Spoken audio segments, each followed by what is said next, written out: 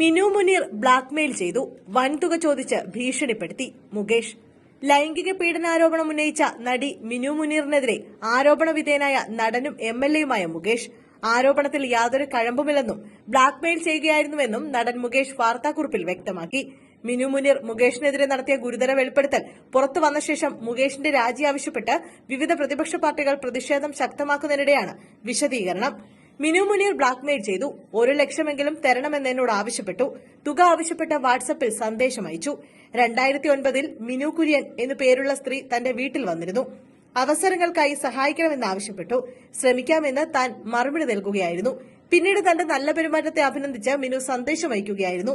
ഒരനിഷ്ടവും അവർ പ്രകടിപ്പിച്ചില്ല. 2022 പിന്നീട് അവർ പരിചയപ്പെടുന്നത്. മിനു മുനീർ എന്ന പേരിലാണ് അന്ന് പരിചയപ്പെടുത്തിയത്. ഇതിനുശേഷമാണ് സാമ്പത്തിക സഹായം തേടിയത്.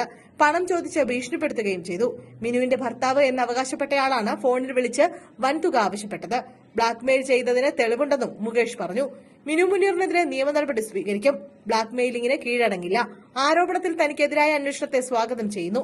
സുതാര്യമായ അന്വേഷണം വേണം. ആരോപണങ്ങളുടെ നിജസ്ഥിതി പുറത്തുവരണം. തന്നെ രാഷ്ട്രീയമായി വേട്ടയാടുന്നവരോട് പരാതിയില്ല. 2018 നടന്ന അതേ രാഷ്ട്രീയ നാടകം ആവർത്തിക്കുകയാണ്.